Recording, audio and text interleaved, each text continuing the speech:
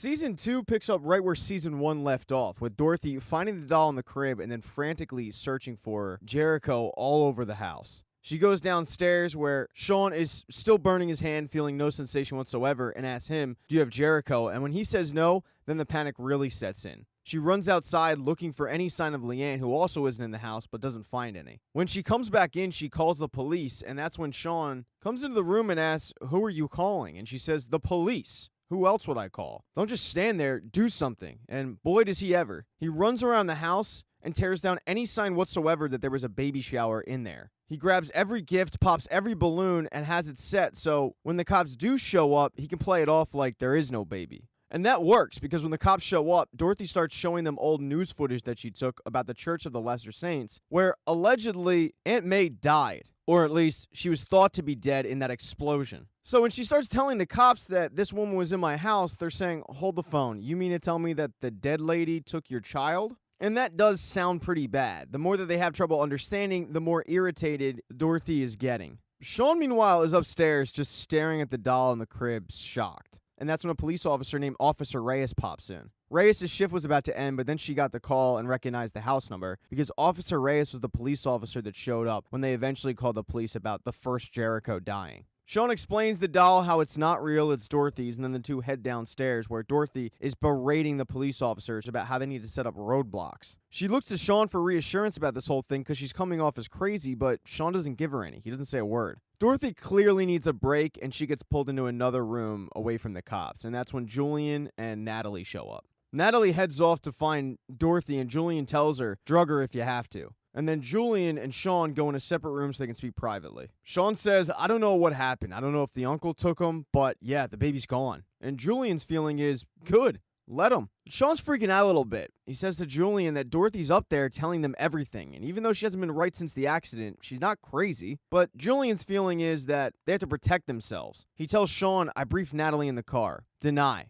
There is no baby." But Sean looks at him like he's crazy, saying, "We just dunked him in holy water. People were there. They saw it." And Julian says, "Yeah, that's even more reason to get the cops out of here before they start poking around." While Julian and Sean argue downstairs, upstairs, Natalie pulls Officer Reyes aside and tells her that Dorothy just hasn't been doing great, implying that she's concocted the baby and also Leanne. It's a pretty damning look because in the other room, Dorothy is frantically trying to find the resume of Leanne Grayson, but she's coming up empty. Later on, Julian tries to do his part. He sees Officer Reyes looking at the baby, walks in the nursery and says, "We'll never understand what they go through. You never recover from something like that." Although he looks visibly worried that Reyes is going to be onto his bullshit. But when she gets the call about an update, she just says, "False alarm."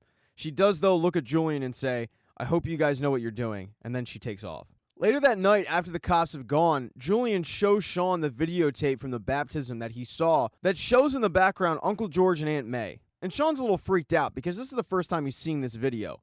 But Julian says, "Well, the good news is they're gone now." But Sean's big concern is, who were these people and what the hell did they want with them? Natalie then walks in the room, having just slipped Dorothy some melatonin so she could sleep, and she asks to get filled in on exactly who Aunt May is. After Sean does fill her in, she says, "I agree with Julian. Maybe this is an opportunity for everybody to move forward. I mean, Dorothy's up there grieving the wrong child." But Sean screams at her, "He's not dead. We were giving him a loving home. We were taking care of him." But Natalie cuts him off and says he was never yours to keep. The problem is, Sean truly believes that baby, whoever he was, belonged to the Turners. Sean heads upstairs the next morning and finds Dorothy sleeping on the couch. But on the TV, she had found a YouTube video of some kids pranking Aunt May. And it was Aunt May in a mall giving out pamphlets, clear as day. Now, when Dorothy does eventually wake up, she goes into Leanne's room looking for anything, really, when she sees something coming out of the wall. So she starts tearing the wall up. And Sean ends up coming upstairs hearing all the commotion, and that's when Dorothy finds the wire that he put in there to spy on Leanne.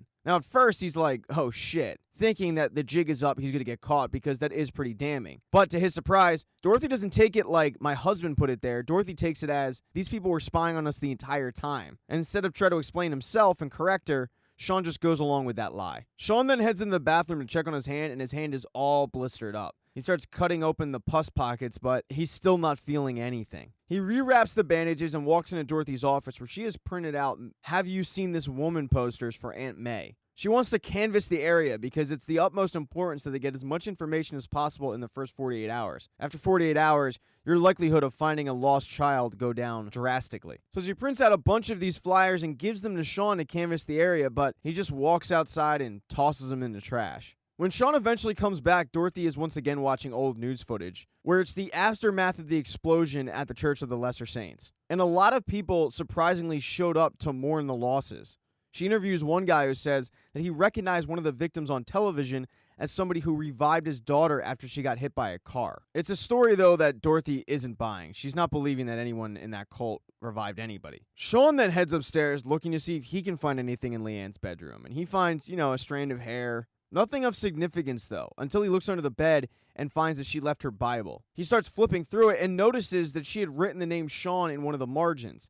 And at the top, it says the test of leprosy, although I'm not sure if any of the symptoms actually go with leprosy or not. But yeah, it's not good. Sean, though, shakes that off and heads downstairs to try to feed Dorothy, but she's not interested in food at the moment. She's still trying to find more information about Aunt May. The problem is the trail went cold 7 years ago when the church exploded. Dorothy's thing is that somebody must have seen her. Somebody must have known where she was this entire time. And that's when she finally notices that Sean's hand is all bandaged up. He tells her it's fine, and as soon as he says that, she moves back to Aunt May, saying that she could have changed her identity. The next day, Julian stops by, and right before they get into the crux of the issue, Sean says, "Hey, have you heard from Roscoe? Because pretty sure his car is still out front." Roscoe being the PI. And Julian tells him, no, but in all honesty, he's not the most reliable. Just because I haven't heard from him doesn't mean that they have him. It also, though, doesn't mean that he is still trailing them. Sean seems to think it's a big deal, but Julian doesn't. Sean called Julian over, though, for information about the Church of the Lesser Saints. He needs to find these people. But Julian came up empty, just like Dorothy, saying the trail's cold. And that's not exactly what Sean wanted to hear. He tells Julian, well, we gotta find these people before Dorothy involves the entire neighborhood in on this. She's not gonna stop looking for him, not while they have Jericho. And Julian kind of looks at him cross-eyed and says, I'm sorry, who? And that's when Sean corrects himself and says, the baby. After this conversation, Julian heads upstairs to see how his sister's doing, and she has turned that office into a full-on research center looking for these people. She's also switched her Have You Seen posters from Aunt May to Leanne. She feels like Aunt May is too smart. She's been able to cover her tracks. Leanne, though, is just an innocent 18-year-old girl. They probably have more luck finding information on Leanne than they do Aunt May. She gives Julian the posters this time to go canvass the neighborhood, but before he goes outside, he stops in Jericho's nursery. He grabs one of Jericho's shoes and then also grabs the Jericho doll. And when he gets outside, he tosses the posters and the doll in the trash. Of course, Sean and Dorothy have no idea he just did this. Later that night, when Sean comes downstairs, Dorothy has put up a diagram figuring out how far they possibly could have gotten and how far the police currently have to search for Jericho. This leads to a really big fight with the two, with Dorothy telling Sean that she thought he would be a better father, and Sean snapping back at her, coming really close to saying, yeah, well, I trusted you not to kill him, but he catches himself, simply saying, what would you do if he was dead?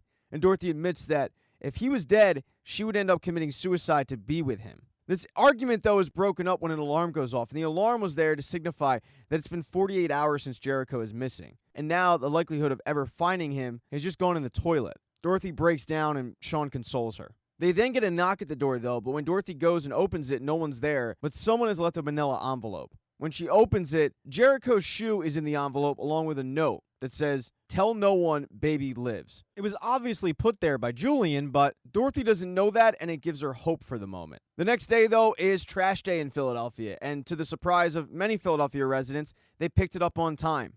As Sean wheels the cans out, the trash men dump it in the trash truck, and that's when Sean notices that the doll was in there. And he didn't put it in there. And instead of letting the trash truck take the doll away, Sean grabs it, takes it upstairs, and starts giving it a bath as if it were a real child. Thanks for checking this recap out. Consider subscribing to the channel and liking the video if you liked it. Hit thumbs down if you didn't. If you don't see the next episode in one of the end screens, not to worry, it'll be up shortly. Be nice in the comments section. If you heard a mistake, hey, mistakes happen. You don't have to point it out. You can just keep it moving. And check out my guys over at Scene Invaders. They're reacting live to each episode of Servant. It's not a recap. It's just their reaction to the episode. It's really good stuff. Check them out as well.